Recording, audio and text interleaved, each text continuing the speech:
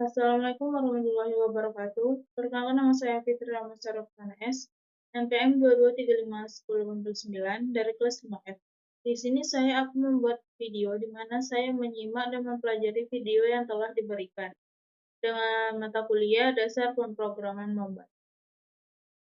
Hey guys, how's it going? Welcome back to another video, and in today's video, I'm going to be teaching you guys every single React hook. If you're familiar with my channel, I have a video already on this. It's actually my most successful video so far on my channel, and the reason why I wanted to remake this is because that video was made 3 years ago, and I didn't even cover every single hook, and as of 2024, a lot of new hooks were introduced, some hooks were removed and became completely deprecated, so I wanted to make a new video on this because it seemed like a lot of you guys really enjoyed my last one. My purpose of this video is very similar to my last one, where I don't intend you to watch the entire video at once, unless you actually want to learn all the hooks at once, but rather use this video as more of a cheat sheet. If you ever want to refine your skills or learn one specific hook that you might need for a specific use case, check the video part for that hook in this video. I obviously put timestamps on this video so you can just move around and choose the specific hook that you want to learn. And also, I'm going to not only put all of the code for this video in the description, but also I'm going to write a step-by-step version of this tutorial where you guys can just go if you want to, if you prefer text-based form. It's going to be on my website, so go to the description. It's pedrotech.co if you're interested in that as well. But yeah, that's basically it. Before we get into the video, if you could leave a like and turn on the notification bell, I would massively appreciate it, because as many of you guys might know, I'm returning back at posting videos. Never enjoyed posting videos as much as I am right now, so I would really appreciate the support that you guys can give me. So if you're interested in doing that, feel free to do so as well. So now that we're done with all of the intro, let's get into the tutorial. Okay everyone, so let's get started. Before I get into our first hook, which is going to obviously be the use state hook, the most simple hook that you can learn in React, I want to explain a little bit about how I'm going to structure this code base in case you want to just follow the examples by going to the code base in the description. How I structure this is I have this folder over here called hooks, and inside of it we'll have the example I'm using in the video for each of the individual hooks, also accompanied by any files that I use for the examples. So if you're interested in just checking out the use ID example, you can click on it and go in there. But in our case, we're going to start with the use state hook, and the way this file is structured is obviously just empty in the beginning, but we'll be including them in our app component as we go through the video, just to show them on our right over here. So let's get started with the use state hook. So if you are a complete beginner in React, you definitely heard of this hook, but I feel like this tutorial might help you even if you have already used the use state hook multiple times, in the sense that I will explain to you guys right from the beginning what's the purpose of a state, why you don't directly just get the DOM elements and edit their HTML directly like you would with normal vanilla JavaScript. States are the fundamental building blocks of a React application. Now, the example I want to use for the state here is the most simple example that I believe is used for describing states, which is the idea of building a counter. So in this component over here, I'm going to put a div, which is going to wrap a p tag, so paragraph tag, which is going to display some number, which is going to be the count. Then we want to have a button over here, which is going to interact with that number by increasing its value. So we'll say increase counter. Now, we currently have no way to store that number for the count, and we have no functions to call when you click the button. Before we create any state, let's just do it how we would normally do with a normal variable, as if you were playing around with JavaScript. I'll create a constant over here. Actually, I'll create a normal variable that can be altered, and I'll say count is equal to 0. And then I'll pass this value over here by passing count. Perfect. You see, now we see the count being 0. On this button over here, I'll create a variable called increase count. And inside of here, we're going to put some logic to increase the count and pass this increase count as the onClick to this button. Perfect. Now, normally speaking, if I want to make this variable go up, right, this value go up by 1 each time, what I could technically do is do count plus or equals 1. But you'll see that this doesn't work. Now, it technically increases the value. If I were to console log over here the value of count, you'll see that in our console over here, it should technically, when I click the first time, show 1, then 2, then 3, then 4. So the variable count is indeed changing. But why aren't we seeing that change over here? Well, because if you were using vanilla JavaScript, what you would do now is you would directly grab whatever p tag is displaying this number and change its value to represent the variable. But we're not doing that. We're using React, where our DOM needs to be updated and re-rendered automatically depending how the state of our application is. So this is the idea of a state. A state, in its most simplest form, is just a variable that you can create and change its value. And when its value is changed, it will automatically trigger a re-render of your page to demonstrate the new value. So how do we create one? Well, the way you do it is like this. You say const and then set an open and closing square brackets. Then you set it equal to the useState hook. It should automatically import it from React. Then we open and close parentheses, and you'll see that most hooks will look a similar way. Now, what do you put over here? Well, you put the initial value of what you want your state to be. So in this case, count starts at 0, so we can put 0 over here. But this, you could also pass an empty string if your state represents a string, or even an object if that's the case as well. So we'll keep it as 0. And what do we put inside of here? Well, with the way that the useState hook is defined, and you can look at it if you want to, this should return back inside of here two things. The first is the value of your state, which is being called, you can call it whatever you want, but let's call it count. And then it is a function that you can use to alter the state. So we're going to call this set count. Usually it has this notation with set in front and then usually the name of the state. But why do we need a function to change it? Because although this count variable is actually working similar to how it was before when we were using let, you'll see that altering the value of it by just increasing it like this doesn't work. Because what you have to do is use this set count function and mutate the value inside of it. So we'll replace this over here and we'll open and close parentheses to call this set count function. Now, what do I mean by mutating this value? Well, this function inside of here, it allows you to have a callback function inside of it. So a function that gives you access to the previous value of the state. So if count is 0 initially, the first time we call this prev value over here will be equal to 0. Now if we increase it by 1, the next time prev will be equal to 1. So what we return from this function is just the new value of our state with this alteration. So when we call increase count, all we want to do is get the previous value and increase it by 1. If we wanted to decrease it, we could subtract or multiply or do whatever we want with this. But in our case, we want to just add it. And by doing this, we'll ensure that we're altering our state in the correct way and thus making React actually trigger a re-render because it is using the value of that state inside of this component. So you see now, if I keep clicking on this, it will keep increasing. Now, one cool thing that helps you understand more about the React lifecycle is looking at our old console log, this thing over here, right? If we go over here, we see that initially it's supposed to be 0, and we're not console logging initially. We only console log when we click increase count. So we are setting the count to be equal to 1 over here as the first touch of the button, and then we're console logging. So you should assume that when you click this button, we should see 1 because it increases by 1 and then it shows 1. But you'll see that it's always lagged behind. It seems like it will always be 1 behind, even though it's after the set count. And the reason for that is because we're console logging before the page decides to re-render to show the new state value. And thus, the state actually only changes value after it's done running this increase count function. So keep that in mind. If you were to do set count over here twice, you'll see what will happen over here. It increases by 2 each time, but it also lags behind on both of them. See? So this is the most basic explanation of the useState hook. It will be the hook that we use for most of our other examples because it's basically the most simplest way of managing the state of your application in React. Now, there's other examples that you can play around with, but I think that this should be enough to get you going to the next ones. Okay, everyone. Now let's go into the useEffect hook, which is the second most basic hook in React, in my opinion. So I changed a bit the app.jsx that we had before. Instead of showing the state example, I'm showing the effect one. So if you're playing around with the code base, I would ensure that you do the same. So what is the useEffect hook? Well, the useEffect is one of the most powerful hooks in React, even though it gets a lot of backlash, especially nowadays. And as a beginner,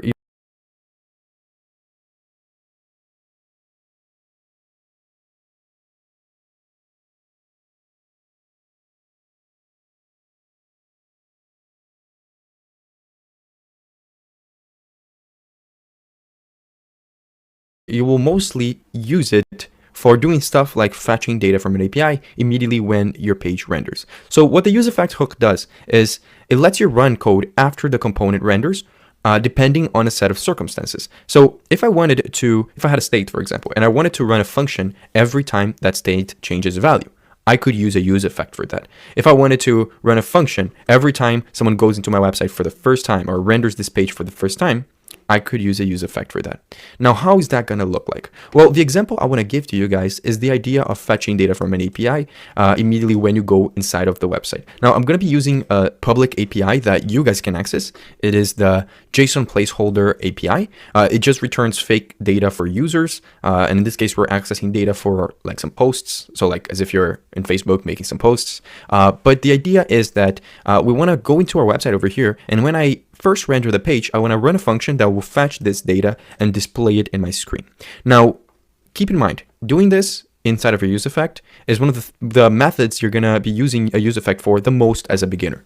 But as you grow older in your React journey, you'll see that there's more effective ways of doing this kind of fetching data by using stuff like a React query, which is one of the best methods that you will probably learn later on. But let's get into actually building the use effect to do that. Well, the first thing we need to do is have a way to display that data. So I'm actually just going to display the data of the posts by creating an h1 tag over here, saying posts. And below it, I want to have an unordered list, which we're going to loop through the data that we got back from this API request and display the list items for each individual post, right? So to do that, I want to create the use effect hook. Perfect. You saw it also auto imported over here. Now, the notation for the use effect hook is very simple. You call the hook always obviously inside of your component, never inside of an if statement, just like all the other hooks. And inside of here, you put a callback function that will execute whenever your use effect is supposed to. So whatever action information you put over here, like console log page rendered, you'll see that it will actually console log over here. It runs twice because of some of the inner workings of React, where it basically runs twice when you're in development, not actually in production, because of React's strict mode. But you can actually disable that. The whole idea is that it should render once. So what I want inside of this use effect is to be able to fetch some data. Well, there's one last thing that we have to do to make this use effect work. After this function definition over here, we have to add something else, which is a dependency list. Now, what is the dependency list? Well, like I said, you can make this use effect run every time the page renders, right? But the page may render because of multiple things. It might just render once if there's no states inside of a component like we have over here, and you should see that only displaying once, like I said, right? But if I wanted to run this use effect or this function every time another state changes its value, then I would add that state over here. We'll get to that later on in the video, but there are multiple reasons why you might want to put like data over here. You could want to console log every time a state changes its value, and you could put that state as part of the dependency list. But in the case where we only want to run this once when the page renders, we want to keep it empty like this. Now, what we want to do is we want to fetch data from the API, right? So I'm going to come over here and I'm going to say fetch, and I'm going to put the JSON placeholder API link over here. And I'm going to actually use promises in this tutorial. So I'm going to say then I'm going to say, I'm going to grab the response from this then, and I want to turn that into its JSON format. And then I'm going to put another then that will convert this into actual data. So I'll grab the JSON and I want to do something with that data. Right now, let's just console log that data so you guys can see. Actually, I need to do JSON, and perfect. Now you should see that we get the console log over here with all of the data from the API. But how do we display it in our component? Well, we need to use what we learned in the previous hook, which is the use state hook, and utilize a state for this, because we want to have a variable in which when its value is changed, which means whenever we're done fetching the data, we want to re-render the page to show its value. So I want to come over here and I want to create one state for the data that we get back from the API. So we'll say data and set data. And inside of this use state, we need to put an initial value. So this will return a list of posts. So the initial value for this will be an empty list. Perfect.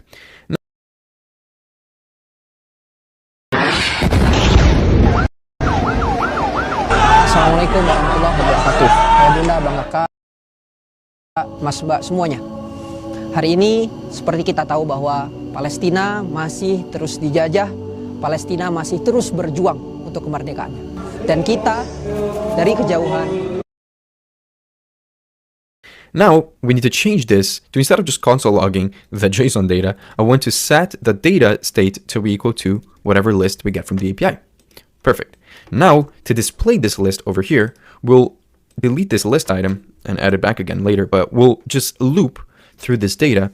And for each item in this data, we want to map its value to some sort of JSX. So we'll grab the value of the post, and in this case, we'll create a list item for each of the items. And inside of this list item, you see it already shows the 100 list items that we got, but we haven't actually displayed any data from them. But inside of here, we'll literally just display the title. So I'll say item.title. Now we know it's title because we can see how the JSON data is formatted. It has a title with the actual title of the post, and the actual data updates to show that information. So this is something that we're doing without having to click any buttons, without having to do any actions. It runs when the page renders for the first time. Now, what about that dependency list that we talked about?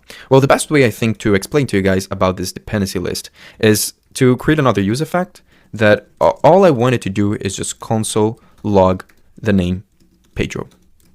Now, what will this do? Well, I want to console log the name Pedro every time another state changes. Let's create another state over here. Let's call it something in the lines of show Pedro and set show Pedro. This will be a Boolean, so it will start as false, but it doesn't really matter because all we want to do is whenever I click on a specific button, that will actually create over here in the top as the example for you guys. I want to make a toggle. I want to basically, whenever you click on this button, it will turn this state into the opposite of what it is, right? So if it's true, it will become false. If it's false, it will become true. Because I want to show you guys exactly what this use effect dependency list does. So to do that, we'll just set show Pedro, and we'll do that by setting the value of the set show Pedro equal to the opposite of what it was before. So if it's true, it'll become false. If it's false, it'll become true. Now let's inspect element over here. We'll see the console, and we'll see that it did console log the word Pedro a couple times. In this case, it does twice. Now, why does it do twice?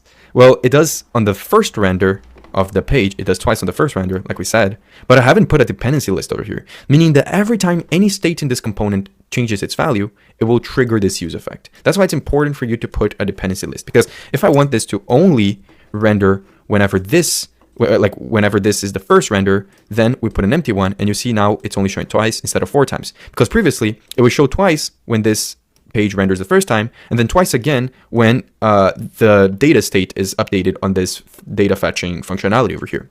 So what I want to do now is I want to make it such that every time I click on this button, it will trigger this use effect. Now, how can I make this use effect depend on this show Pedro state? Well, the name is already there. I can just put directly this over here, and now every time I click on this, it will trigger that use effect, as you can see over here. Now, this is the basic idea of how a use effect works. Now, there's another aspect of the use effect which I won't get into this video, which is the idea of subscribing to events, because I think it's a little bit more advanced. But if you are an advanced person who already have experience and wants to understand this, the most basic idea is that you can use effects to subscribe and clean up from events like connecting to GraphQL subscriptions or connecting to Socket.io, connecting to an event that will consistently happen, maybe even a timeout. And you can then use the use effect to clean up that event. But I won't get into that in this video. I do have a more in-depth tutorial on the use effect if you guys want to check that out. But I think this is all I wanted to cover for this hook. Now, let's talk about one of the most important hooks in React, especially when you're starting your journey and you want to learn how to build applications that can actually scale and manage your states, which is the use context hook. Now, to make this example, I actually already built the context example component that we have over here because I want to showcase you guys the use case of the use context hook by first showing you guys an example of what problem it fixes. So imagine we have this scenario over here where we have this parent component, which is called the context example. And inside of it, it calls 2 child components. So we have one component called child toggle and one component called child display. Now, both of those components do different things. There's a state called isToggle over here, which starts off as false, but depending on its value, it will show this text either off or on. And how we alter that value is by clicking a button that exists inside of the child toggle. And you see it does update that. Now, you might have noticed that both components utilize this isToggle and set isToggle state over here that exists on the parent component. So to actually access that information, for example, in the child toggle, I need to access the set is toggle function, and on the child display, I need to access the is toggle value. I need to pass that information as part of the props to the child, right?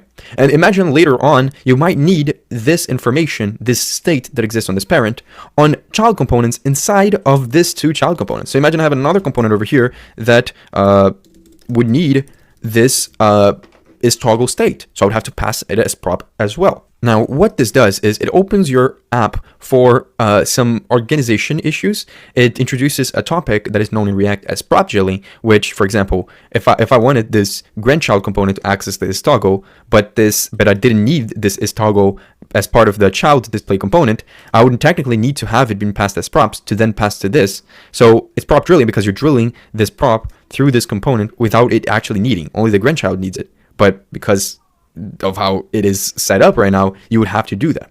But it also can cause a lot of unnecessary re-renders of components. Because remember, if I'm passing something as prop, that means that every time that value is changed, it would trigger a re-render of this component. Meaning that even components that don't need to be re-rendered would be re-rendered just because they have that value as props. So how do you do this? How do you make it such that every single child of this context example component and even the childs of them have access to some sort of store that contains all the states from this component? Well, that's where the use context hook comes in and the idea of managing your states through the context API. Now, before we write that, I want to point out, as a beginner, I recommend learning the context API for state management. But as you learn more and more about React, there are countless others libraries and solutions that you can implement. The most well-known ones are Redux, Zustand, React Query. There's a bunch of them. I have videos on a bunch of them as well if you want to check them out, but I definitely think learning the context API first is definitely the recommended. So how would we make it such that we don't have to pass this information as props? Well, the first thing we want to do is create what is known as a context. So I'm going to come over here and I'm going to call it const, and I'll call it the global state context. So I can call it whatever I want, right? Usually you call it depending on the context. But in this case over here, I want to make it such that all the components below this will have access to the state. So I want to make the state be global. So I'm going to call this create context by using the create context function from React. Now, I won't pass anything over here. I can pass null if I want to, but this won't matter. What matters is that now I can use this context that I created and wrap it around this whole context example component that I have. I can pass in the global state context and press dot and make a provider out of it. Now, a provider is like you're telling React which components you want to provide this global context to. So everything that exists inside of here will have access to the composition of states that you want to put inside of this context. Now, how do you put the states inside of here? Well, you pass a value to this provider.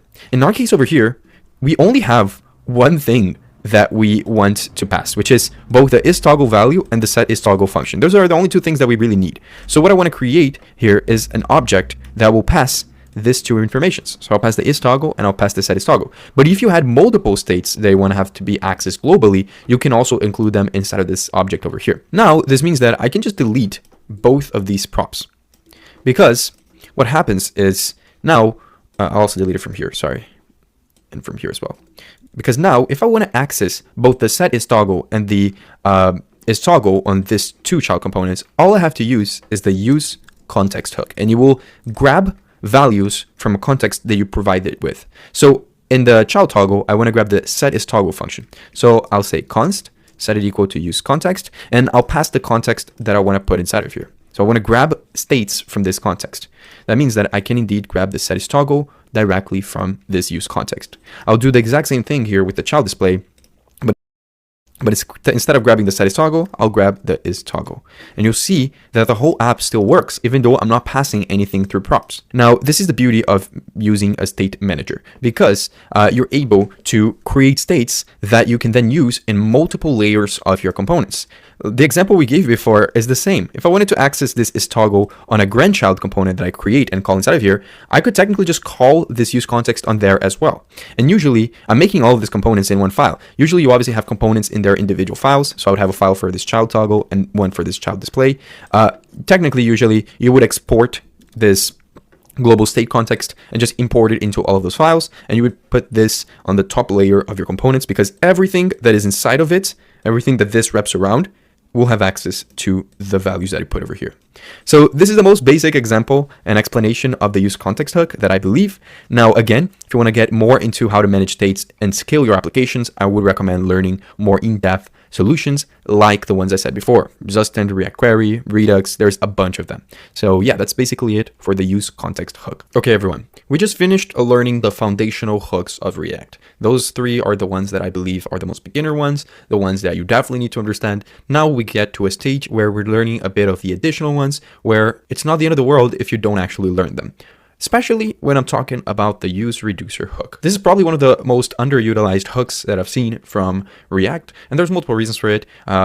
It is technically a hook that should be used instead of the use state hook to manage more complex state logic, like when you have multiple related variables or actions. It does use the same pattern as something like Redux, because both of them use the reducer pattern. That's where the name use reducer comes from. And some people live by saying that you need to use the use reducer hook if your app grows beyond a simple app, but as you might hear from a lot of people, it is not technically required. I believe just using states can also be a good thing as well. So the best way to explain this is by putting a situation here in the screen in which we are using a use state. So I brought back the example from the counter app that we made, and I made it a little bit more complex by adding the subtraction as well, which was broken. But you can see it's a very simple counter app where I can add and subtract values, and it will appear over here. Now I could technically add as well more things. I could add a multiply, right? I could add a multiply over here and then make the prev multiply, and you'll see that this would also work. Actually, I'll multiply times 2. I'll double. Sorry about that. Yeah, you can see it works as well. So we have those three actions. Now, this is all being done with the use state, right? You see the use state over here. How would I do something like this using the use reducer? Because remember what I just said, the use reducer is an alternative to the use state for more complex actions. That's why I added an extra action over here. Well, the most simplest way to do that is, first of all, we'll replace this use state with a use reducer. It will automatically import over here at the top, and we'll just place it over here. Now, the use reducer has the same format as a use state. It will return two things, but the two things that it returns is different from what we have over here, although it has the same logic behind it. Similar to how we grab the count over here, in the use reducer, we'll grab the state, and the state will represent the count when we create our reducer function. The set count over here, instead of let's call it set count, let's call it dispatch, because we want to follow the reducer pattern, and all of this are part of that pattern. Now, inside of our use reducer over here, we want to pass two things. We want to first pass a reducer function, which we will create in a second, and we also want to pass an initial value for our reducer. So similar to how we had it before the count equal to 0 over here, we want to pass an initial value for this reducer. A reducer will be in the format of an object. So we'll pass an object with a count inside of it and an initial value of 0. Now, we want to create what is known as the reducer function, this thing over here. And we'll create it over here. So we'll say const reducer, and we'll pass in a function which will contain two things, a state and an action. Now, a state is just a placeholder value for the current state of your reducer. So in our case, we only have one piece of state in this reducer, which is our count. So if we want to access the current value of the count inside of this function, we can do state.count at any time. Now, what is the action? Well, when you want to change this state and any part of it, you can dispatch actions, and those actions should be handled inside of this function. So for example, over here in our set count over here, instead of calling set count, we'll just dispatch an action and we'll give it a type. For example, in this case, it's the increment action because we're incrementing. So we're not actually handling the logic of increasing or decreasing or doing anything inside of this. We're going to do all of that inside of this reducer function. And if I want to subtract, I can do the exact same thing, but by calling a dispatch of type decrement. And I'll do the same thing for double over here. We'll call it double. Now, where will we handle this? Well, we'll handle it over here, and we'll probably use a switch to check all of the action types that exist. So it's actually action type. So we'll come over here, we'll pass in the switch statement, and we'll check for all the cases. When the reducer function is called, we'll check for the case of the increment action. And if that's the case, we want to return what the value of the state is going to be like when this action is dispatched. So remember, the reducer state looks like this. It's an object containing all of the states that you want to have inside of this reducer. In our case, we only have one, which is the count. So if I want to make this increment action increase this count by 1, what I can do is say count is equal to state.count, because we'll get the current value of the count, plus 1. And this should handle the increment case. So we'll do the same thing for the next 2 cases. I'll actually just copy this and paste it twice. And this should go back, yeah. And then we'll make this decrement and make this double. So on the decrement, we'll just change this to -1. And on the double, we'll just multiply this times 2. Perfect. You should see now that this should technically work. And we'll put the state, replace this count over here. If I want to access the count value, I need to say state.count. And we should see that this does work. It's the same thing as we had before, but instead of using a useState, we're using this new hook called a useReducer, which definitely seems like a lot more work. I know a lot of you guys might be thinking that, but again, this is an alternative to the useState if you're more familiar with something like Redux and the reducer pattern. And this specifically also acts pretty well if you have multiple values on the state. For example, if this reducer was for a user, and the user had a name, it had an email, an address, it had multiple pieces of data that might want to be manipulated, you can actually keep all of the logic for manipulating this user directly inside of this single function, and then to just dispatch those actions over here. It might simplify everything. But one single case that I want to put before we leave is you do want to handle the case in which you accidentally dispatch something that doesn't exist, right? If I were to put a name over here that doesn't exist, I think this will break. Yeah, you'll see it breaks. So we want to put a default case over here. And in this case, let's just console log no reducer type. No, not action type. Now, what happens is, even though the name is over here, we should see that console log happening. And you can obviously throw errors, you can do whatever you want to handle that case. It doesn't really matter. I just wanted to add it because you don't want to have a switch case without a default to.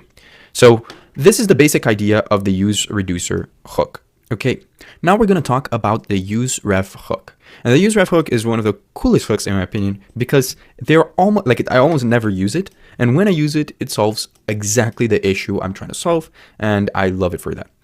Now you can use refs technically a lot in React if you personally want to. But its main purpose and use case is that the useRef kind of acts like a little box that can store a value, and this value will stay the same even if the component it was created in re-renders. So it is often used, and you'll see it being used for 2 different things. The first one is accessing the DOM elements directly if you ever need to, and we'll get to an example of that. And the second one is keeping a mutable value. So you can technically use the useRef hook to store values of previous of states, but like store the previous values of states, even though it will change due to a re-render. So the ref won't trigger a re-render when it's changed. So we'll see both of those.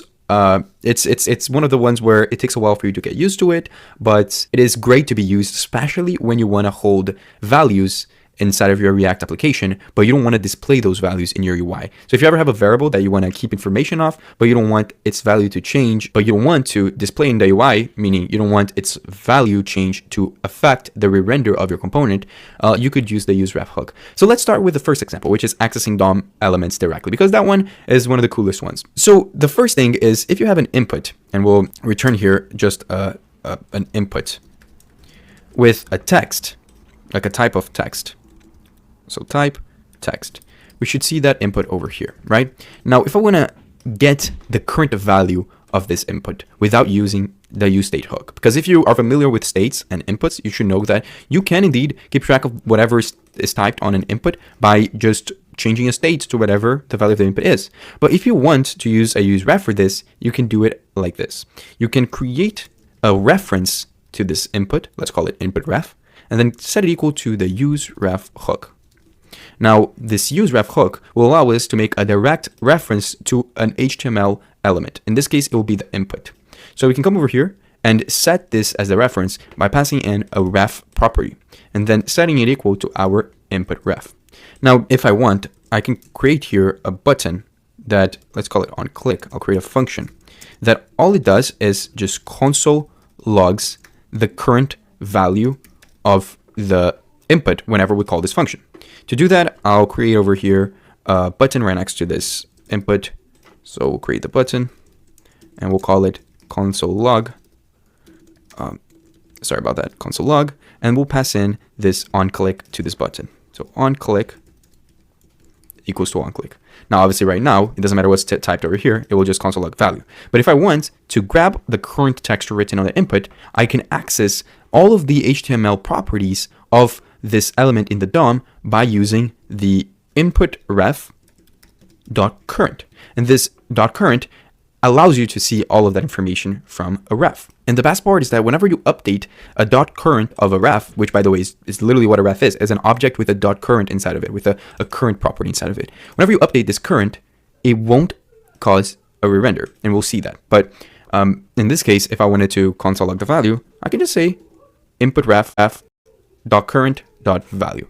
And you'll see that if when I click console log now, it should actually put the information of this input. So it allows you to grab specific things from the DOM. Now, another thing that it helps you do, that is, people love to point this out, is focusing, right? You can call functions that are primitive to the HTML element. For example, if I want to focus on this input, whenever I click on this button, I can just say input ref, actually I'll have to delete the console log. I can just say input ref .current .focus. And this is a function that exists in JavaScript. When I click on this, it should focus on this input, as you can see, and I can start typing.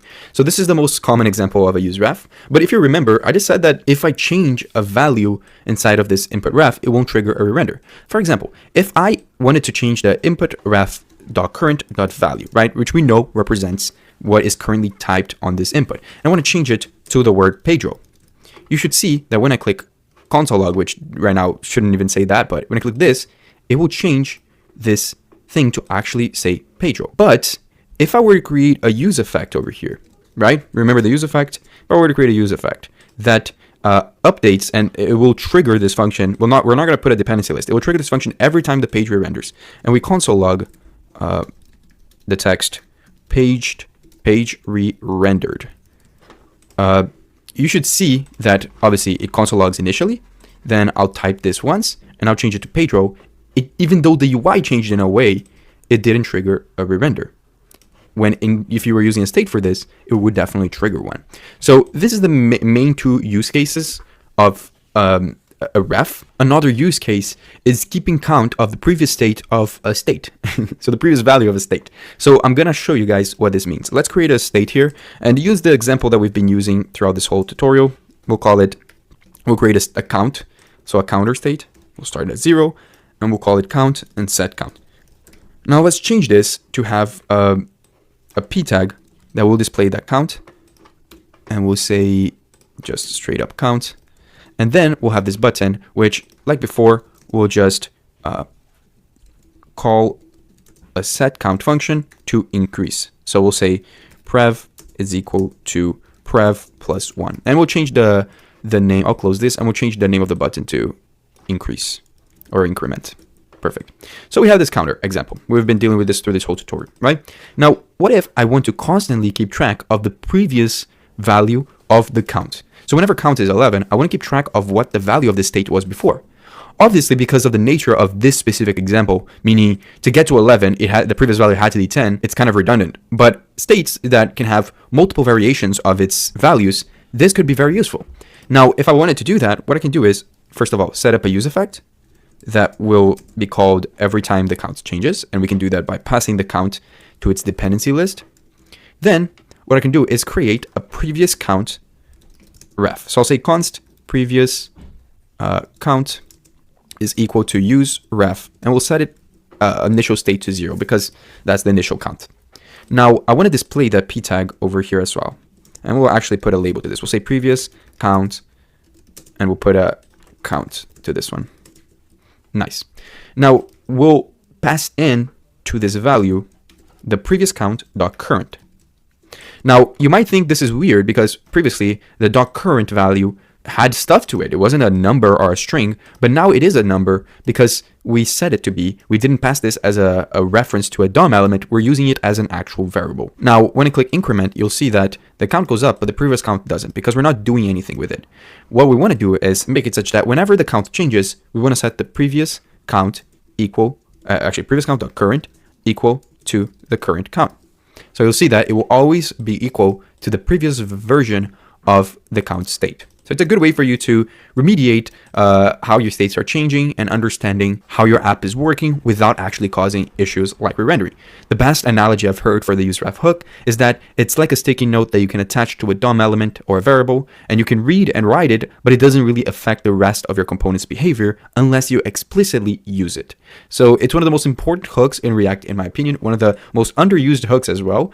But at the same time, you start understanding it the more you run into situations in which you need to use it. Okay, everyone. Now let's talk about the use imperative handle hook. It's probably the hook that you'll use the least by far out of all the hooks. If you watch my previous React hooks course, I also mentioned this. I gave one use case for that, and I believe that's the only use case I ever ran into where I needed to do this, especially because the main pitfall of refs and the use imperative handle hook as a whole is that you shouldn't be overusing refs in your projects. So the use imperative handle hook is only used whenever you are using refs and in a specific use case to it. So it's the kind of thing where, to be honest, if you want to skip this part of the video, feel free to do so. I even want to go through it fast because I don't think it's actually explaining by typing everything will probably give a worse explanation. So I already built up an example over here of how the use imperative hook can work, and I also wrote some comments so that you guys who are just looking at the text can actually understand everything as well.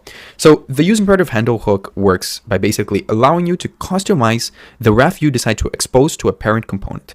And it's very useful when a parent component needs to interact with a child component and you want to control exactly what the parent component can access from that child component. So in the best and easiest way, I think, is it's basically a way for you to decide what the parent can see and do to a child's ref.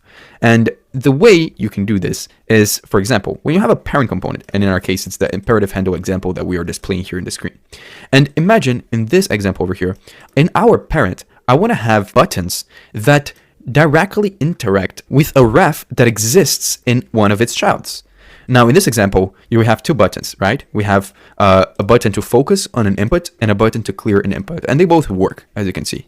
But one thing you might have noticed is that both of the buttons exist on the parent, but the input and the ref that represents the input exist on the child. So how exactly do we do this? Well, normally, if you want to be able to access this, you create the ref over here on the parent component. So we called it the input ref. We used a use ref for it, and we passed it as a ref to our child component. When I create this child component, we have to use something called a forward ref, which I imported over here on the top, and it basically allows you to expose a DOM node or a reference to the parent component. So it's exactly what we want here. We want to have access to some sort of DOM element that exists in this child in our parent. So it's a very specific use case. So we use a forward ref for that, and we can still obviously access the props like this was a normal component. I know it looks a bit different because we have a function wrapping around all of this, but it now allows us to have access to that ref, which we then pass into our use imperative handle hook. And this use imperative handle takes in that ref and returns back a callback function that needs to return an object. Now, what exactly is that object? Well, it's an object containing all of the functions that we want to allow our parent to have access to. Like we said, we might not want the parent to have access to everything that this input ref has to offer, right? This exists in the child. We only want to expose the two things that we want to call in the parent, which in this case is the focus input and the clear input functionality. So what we do is we create functions for both of those functionalities, like the one we did over here and the one we did over here. And with the use imperative handle hook, what this will assure is that the ref that we have over here, that we then passed here, will now have, instead of its current object, it will have those two properties, those two functions. So now my app completely works and it does everything by using the use imperative handle hook. Now, why would you use the use imperative handle? Well, it's mostly about control. So instead of exposing your entire child component, you might want to only expose a specific functionality. Like in this case, we're just exposing those two methods, the focus input and the clear input. But also the whole idea of encapsulation, which can make your project more organized. It basically keeps the internal workings of the child component hidden while letting the parent interact with it in a controlled way. Now, if you're a beginner and you're watching this, like I said, you'll rarely need to use this hook. But it's very handy when you're building stuff like reusable components that need to have controlled interactions between the parent and the child. Okay, everyone. Now we go into another rarely used hook. And similar to the previous one, the use imperative handle hook, I already have the example set up over here. However, I will go over each of them because I feel like it would just be a waste of time to actually type everything out when I feel like the explanation would be better if everything is already set up. So, what is the use layout effect? Its name is very similar to the use effect, but there's a layout in the middle. So what exactly is it? Well, think of a use effect, but for way less use cases. That's what the use layout effect actually is. It's basically a version of the use effect that will execute before the browser repaints the screen. So it will execute and run synchronously after all of the DOM mutations that occur, but before all of that UI is painted into the screen of the user. So this means that this use layout effect hook is very useful for tasks that you need to measure or manipulate the DOM immediately after changes, ensuring that the DOM is in its final state before you paint the screen. So in this example we have over here, we have a very simple box, which we would basically just typed resize me. It's a box. I painted it blue. I'll actually paint the color of this black so you guys can see the text better, but it's a box that just said resize me, right? Now, why does it say resize me? Because below the box, it says that the width of the box is 154 pixels. So if I change this to 80% width, it should change to a different value. Actually, I'll make it 50. I don't know why that happened, but yeah, it should show a different value, like 82 pixels, right? Now, why are we using a use layout effect here instead of a use effect? Because if you look at this, the use effect technically works. But if you notice in this case over here, for a brief second, it didn't actually re-render automatically. We're getting the information for the box width by accessing the DOM element directly using a use ref for the box. So we create a use ref, we assign it to that div, and we grab the current width of that div from the DOM element. So we do that using a ref, and all of that happens before it actually paints to the screen. But a use effect is called after all of that is already in the screen. So technically, for a brief second, if we refresh this and it's rendering for the first time, if we're using a use effect, it wouldn't have the information accurately for the box width until this ran, and then it set the correct information. So this is all that the use layout effect does. It just runs before the use effect. It runs in that small gap between the DOM existing and having its changes and the UI being painted into the screen. Now, it is good, like I said, for doing stuff like getting sizes or positions for a DOM element. And it's good as well for synchronous DOM updates when you specifically need to update a DOM element and avoid flickering or incorrect measurements. So in this example, if we were using the use effect instead of the use layout effect, this would have to run twice because the page would have to render twice because the use effect would render first without this action, and then it would trigger this set box width because it would get the information, and then it would render again. It would cause a little flicker that we saw. We don't see it anymore because everything is very stable. But if I were to change this, maybe let's put it to 90 again. Yeah, we didn't see it, but imagine in a larger scale project, you should see it. And the use layout effect allows you to have access to that specific part of your component lifecycle. Now, you might be asking, why not always use the use layout effect? Won't there be thousands of situations in which you might want to be doing your changes before you paint to the screen? Well, the official React documentation recommends against it. It basically says that it blocks the browser from painting until it finishes, which can hurt the performance of your application if it's overused. So they specifically recommend that you use the use effect for all other tasks and only use the use layout effect when you need exactly the use case that I mentioned in this example. So if you're a beginner and you're looking to use the use effect for stuff like data fetching, logging, you really don't need synchronous execution, then if that's the case, just stick to the use effect. But if you want to deal with positioning and DOM element widths and sizes, use the use layout effect. Okay, everyone, I'm going to talk very briefly about the next hook that we have over here, the use insertion effect hook. The reason for it is because even the React documentation only recommends you to use this hook if you are an author of a CSS in JS library, meaning that if you are an author of a library that uses CSS styles and deals with all of that, then this would help you massively. But if you're a normal React user who don't do that, you'll probably be better off using other alternatives, like, for example, the previous hook that we talked about, the use layout effect and the use effect hook. Now, why am I even including it? Well, because this is a full course. It's an updated course on my previous course, which I did around 3 or 4 years ago. And I want to include everything, including things that I don't think you guys would technically need to use. But if you guys are interested in going to this timestamp of the video and watching this, feel free to do so as well. So what is the insertion effect hook? So the use insertion effect hook is basically, like I said, specialized hook that runs synchronously during the rendering process, but differently from the use layout effect hook, it runs just before the mutations are made to the DOM.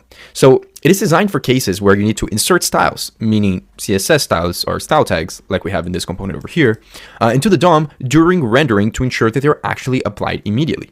So you can see that you'll probably never run into a situation where you need to do something like this, and you will be much better off using the other alternatives. But as specified by the React creators, this is primarily intended for CSS and JS libraries, like style components, one that I personally used a lot in the past. And the reason why they benefit from using this is because they're able to inject critical styles into the DOM before the browser even attempts to paint the UI. So this will avoid situations where a component briefly renders, but without any of the styles, and then it flickers to the component with the styles. So it's similar to the user-led effect in the sense that it will prevent those flickers, but this is specifically talking about styles. So I'm not gonna go too much in detail with this example over here, but we see that we have here a div, and in this example, we're using the use insertion effect hook to style this div, which basically just means setting a color for the text and like setting a background color to blue. But we're doing all of this at a different stage from where we would if we were to just come over here and add a style tag, because we're doing this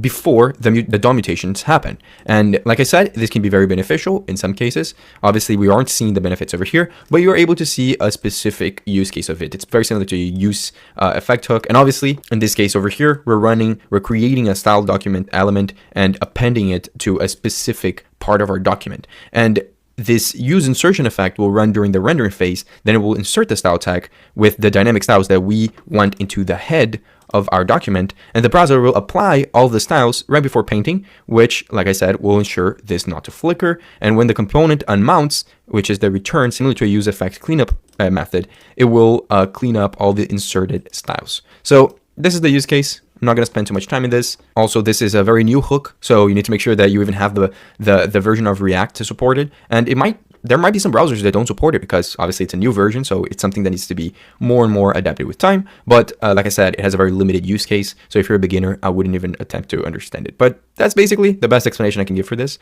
Let's get into the next hook. Okay, so now let's go into the next hook, and we kind of left some of the more rare use case scenario type hooks that we just talked about, and let's get into one that is from the newer version of React, but I personally have been using it a lot ever since it got released because I think it's very cool, which is the use ID hook. Now this hook in React basically generates a unique and stable ID that we are able to use for elements in our component. So this is great for a variety of reasons. If you're familiar with accessibility, you want to have your app be very accessible to everyone. So you use something like you create an ID for an input and you link a label to that input. And this is very common by doing something like this, where you set an ID to an input and then you set an HTML4 to a label that links to this input. In this case over here, we have a name label and the specific input that would take the value for the name, right? Now, what does the use ID hook help us with? Well, by generating unique IDs, we ensure that we have unique IDs across the server and client rendering, which is critical for server-side rendering apps like Next.js and other libraries that does some server-side rendering. So as you get familiar with server-side rendering, you'll notice that this is extremely important, and this hook that they provided with works seamlessly.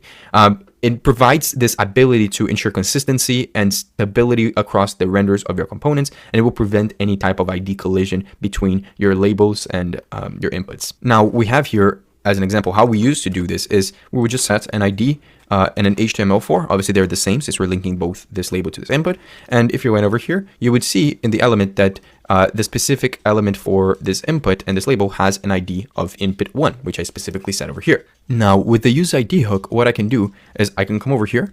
I can just generate an ID variable called the use ID hook. And this should give me a unique ID that I can use to set my labels and inputs. So I'll put over here ID for this one, and I'll put ID for this one. And we should see that now when we refresh this, the ID is a unique one. So it says R1 over here. Now, if I were to have another input and another label, for example, I could have another one over here, and I can just generate another ID and call it something like ID2, and then put the same variables over here. You should see that they do have different values, and also they are unique, right? So they generate different values at every time you render this. But since you're using the same variable, you don't have to handle all of the uniqueness. It will do it all for you. Now, there are a couple things that I would say are best practices. For example, I would say use the use ID mostly for labels and inputs, but also for just dynamic elements, like whenever you have a section that might collapse into other elements, or specifically if you want to keep track of different tabs in your website, you might want to use the use ID as well. And also, one mistake I see a lot of people doing is when you're inside of a map, where like you're mapping through a list and you're displaying items, and you want to put a key, right? The key property. A lot of people want to just put the ID, but no, use the index or the ID of the key of the mapping function to keep track of those elements. Don't use this use ID. It goes against the purpose of this hook. And if you are a beginner watching this, just see it like this. The use ID is like a handy name tag maker. That's the best analogy I've seen so far. It just makes it such that each component gets a unique tag, which is the ID, and it makes it really easy to identify and link the elements without worrying about duplicates or conflicts. Now, let's talk a little bit about the use transition hook, which is one of the coolest new hooks that React has to offer. Now, the use transition hook is mainly used in React when you're dealing with a situation in which you need to handle non-urgent updates. That means that if you want to prioritize some sort of update to your component, like for example, when you interact with like when the user interacts with an input or a button, and you want to defer less critical updates so that your app is more smooth, you can use the use transition hook. Now, this can help your user experience a lot because it ensures that user interactions, which are very like important updates, are done quickly or given a response quickly. And some other updates that might require a little bit longer, like for example, filtering data, which is the example we're going to be doing in this component over here, will be put in the background until it's done. Now, what most people use it for is what we're going to be showing here, which is showing a loading spinner while you're doing some sort of hard calculation. So you notice here, what this component is basically we have here an input, which searches and filters through a list that we generate automatically over here. This list has 10,000 items, and all of the items in the list are basically just the word item and then the number of the item.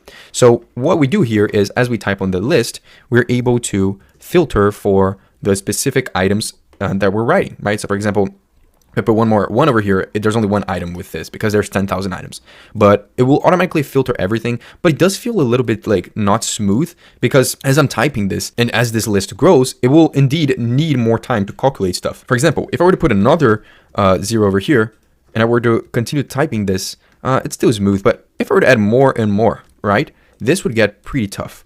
It can even break. As you can see, it just broke my app. Let me go back. But yeah, calculations do get expensive, especially when you to your memory. So the thing is, whenever it's loading a calculation, you want to show the user some sort of immediate update to notify them that something is happening, like for example, showing a loading spinner whilst you do the calculations. So you're basically prioritizing an update to your UI, which is the loading spinner, while putting the update of showing the new filtered items to the background. Now, how you do that is with the use transition hook. So what do we do in this case? Well, we'll come over here at the top and we'll call the use transition hook like this. And it will give us back two things. One is the transition pending? And the other one is, well, this is a function to start the transition. Now, the is pending is what we want for our UI, because I'll come over here and I'll just say, okay, is the transition pending? Because if it is, I want to show a little p tag that says loading. So it's a little loading screen for us. Now, how will it know what transition is in progress? Well, we'll wrap around the expensive filtering over here and use the start transition and then just pass all of this information as a callback function. So we'll do this, we'll save it, and now the use transition hook will know what is the expensive calculation, and when it's done, it will set the is pending to false. So we'll see, as I'm typing, you'll start seeing the loading screen. So I'll say item, and you saw that for a second, it prioritized showing the loading like text before showing the actual filtered items. Because if I wasn't doing this and I wasn't using the use transition hook, it would just show me whenever it was ready. But in this case, it will show a loading screen and it will continuously show whenever it requires time to load stuff, which at the end, it doesn't require that much. But in the first time you type item, it does require because it's looking through everything, right? So this is the basic example of why you might want to use the use transition hook. I use it a good amount. It keeps interactions with the users pretty smooth. It avoids UI freezing during like expensive updates, and it overall just improves the user experience because it shows loading states when usually previously I couldn't show loading states, or at least I didn't used to, because I obviously use loading states when I'm fetching data from an API. But with something like this where I'm filtering data and doing everything on my code, I don't really have alternatives other than this, or I didn't used to. So I do think it's great, especially for situations like filtering, which is the most common use case I've seen. Now, if you're a beginner and you're watching this, I would say that the easiest analogy to understand the use transition hook is that it allows you to put less attention to the important work, which is in this case filtering the items because it takes longer, and put immediate attention to an easier thing to just show to the user, so that users get immediately happy with what they're seeing. They're seeing something happening, they're seeing the loading screen, while the complex and hard thing is being done in the background. So I personally think it's especially useful for improving performance and improving user experience in large or complex apps. Now let's go over the use deferred value hook. This hook is extremely similar to the previous hook we just explained, the use transition hook, but it has some minor differences that completely change the use case of it. We're going to be using the same code example as before because I feel like it will help explain the difference between them, but in its core, the use deferred value hook, it helps you delay updating a value until the app has time to process it. It is specifically useful for smoothing performance when the current value is updated too frequently, like when you're typing on an input to try to search and filter for a list, and you're typing too fast, which makes the state update a lot, meaning that it might cause issues with the performance of how your states are, or how your components are updating. So the main characteristics of this hook is that it will allow React to prioritize rendering the urgent updates, like the user typing, but it would also delay less critical updates to avoid blocking the main thread of your application. And the best part is that it doesn't require any manual logic, like using the use transition hook, where you had to specify where in your app you wanted to start the transition. So in this case, it is very similar to something like a debounce that you might be used to if you're, I don't know, writing search queries that searches or fetches data from an API based on what someone is typing on an input, but it has some differences because in this case, we're not delaying the execution of the filtering or the API request. What we're doing is just deferring the value update to reduce the cost of rendering that information. So how exactly would we implement it here to make something similar to what we did with the use transition hook? Well, what we would do is we would say use deferred value over here in the top. And then we obviously have right here an input and we have a query variable, right? That it represents what we're searching here. So we'll put 2, 3, this goes to the query state. And then we have this items list is the same one as before. And then we filter the list. Now, what I want to do is when we do this calculation here, right? The items calculation, the filtering, I want to, instead of using this query variable here to basically check to see if this item is included in this 10,000 sized list, I want to create a deferred version of this query. I'll say deferred query, and I'll set it equal to the use deferred value hook and pass in the query. I'll defer this value exactly for the reason of having smoother performance, because now if I use this defer query over here, it should already be working. Now we obviously don't see it directly. We can also get the loading spinner like we had before, because now we have two pieces of information. We have the query and we have the deferred query. And we know that the loading screen will only be the case, it's only loading the data if the query is not equal to that deferred version of the query, the one that is waiting to be done with the calculation until it's set. So we can just ask if query is not equal to deferred query, then we can show a loading screen. So we'll say a p tag and then loading. And again, this is crucial for when you're dealing with complex operations that would benefit from reducing the cost of rendering.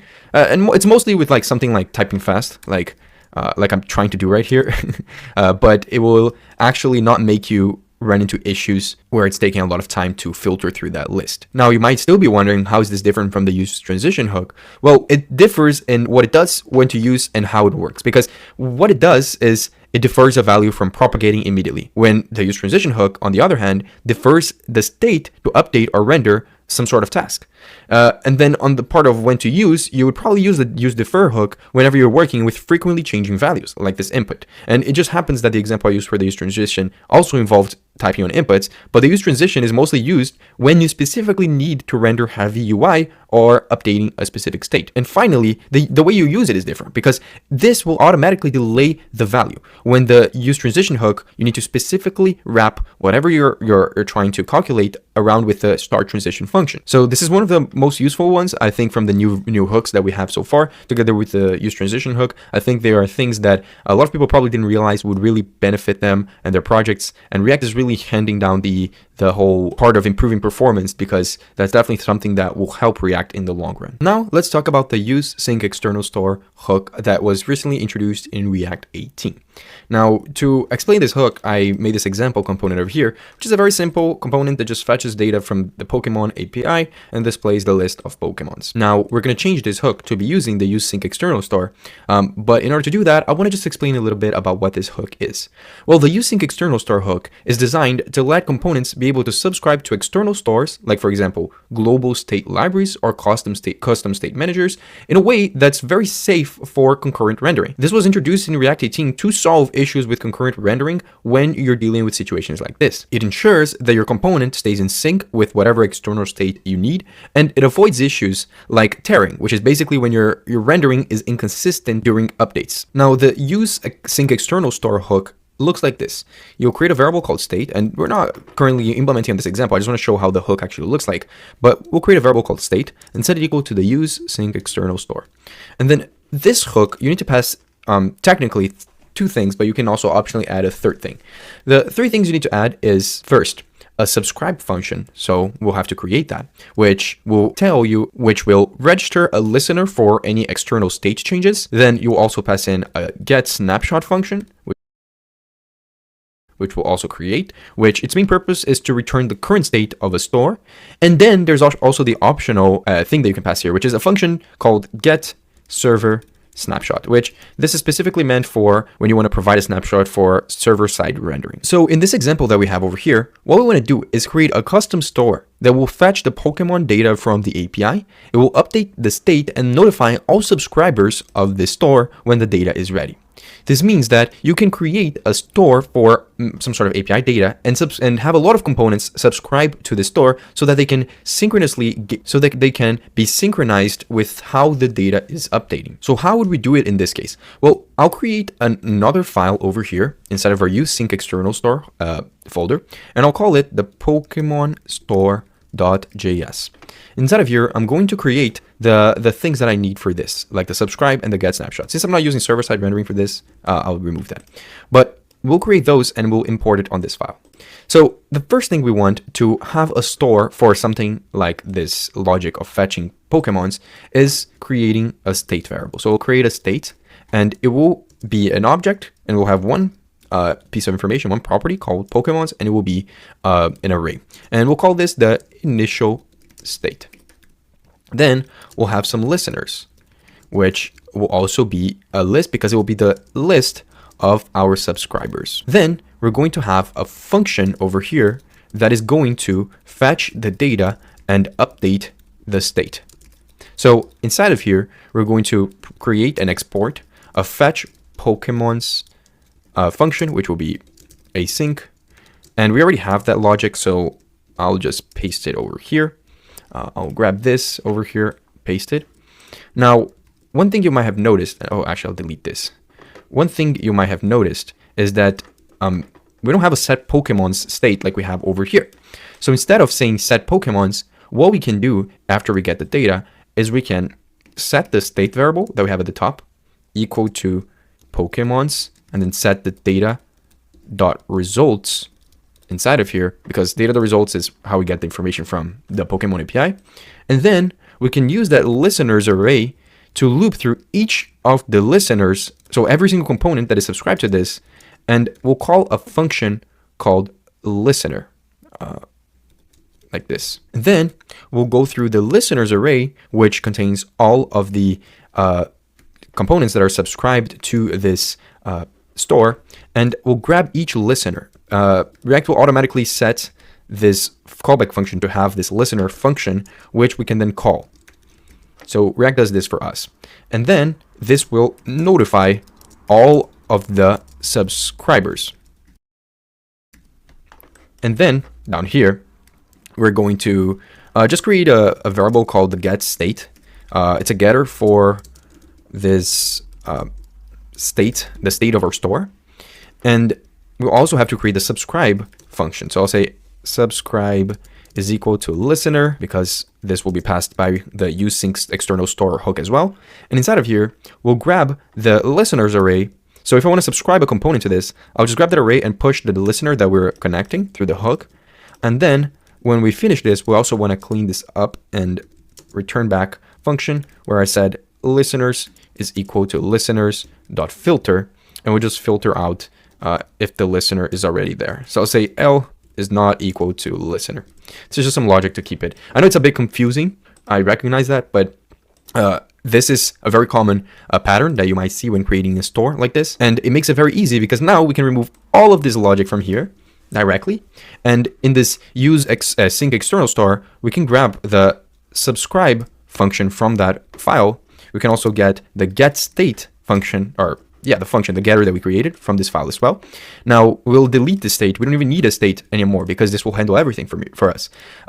Inside of this, we'll get back a state object, which we know has the Pokemons inside of it. And we do need to fetch the Pokemons. So we have created this fetch Pokemons function. So I'll just call it, actually I'll call it over here, the fetch Pokemons function. And we'll just have a normal use effect that we'll call it on the first render. So we'll just call it over here, and I'll put the dependency list as empty. And you'll see that this does work and it handles everything for us. Now, the great thing about this is that any other component that needs to access this data now can just use the use sync external star hook and handle all of this automatically without having to write all of this logic every single time. Now, this is great. I haven't personally used it that much since it got released, but it's great because it keeps state management separate from component logic. It also ensures that your component is always in sync with the store, even if you're in the situation of concurrent rendering mode.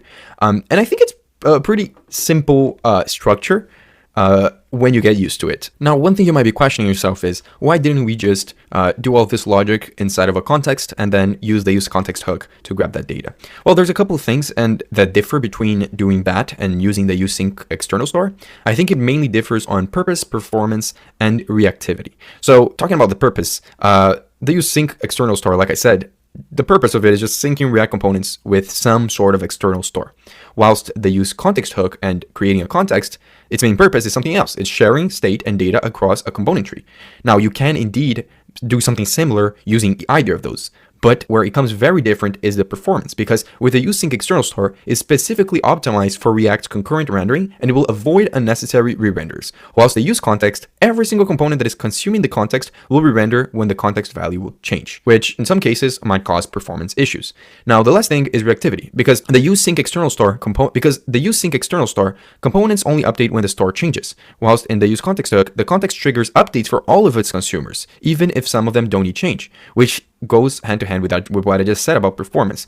And I feel like in situations where you're just sharing static or infrequently changing data across some components, maybe some global states like the theme of your website, or if the user is authenticated or not, maybe use a global context. But in this case over here, if you're syncing with global state libraries like Redux, or you're using external state sources, something like the sync external store might be good for you. Thank you so much everyone for watching this video. This was a lot of work, and I would really appreciate if you guys could leave a like and turn the notification bell on, because that would tell YouTube that you want to watch more videos like mine. And if you enjoyed this one, you'll probably enjoy the next ones I'm going to post as well. Again, don't forget to check out my links that are going to be in the description, especially my website, which is going to contain a text-based version of this tutorial so that you can later on reference if you ever need to. Again, thank you so much for watching this video, and I see you guys next time. Sekian video dari saya. Wassalamualaikum warahmatullahi wabarakatuh.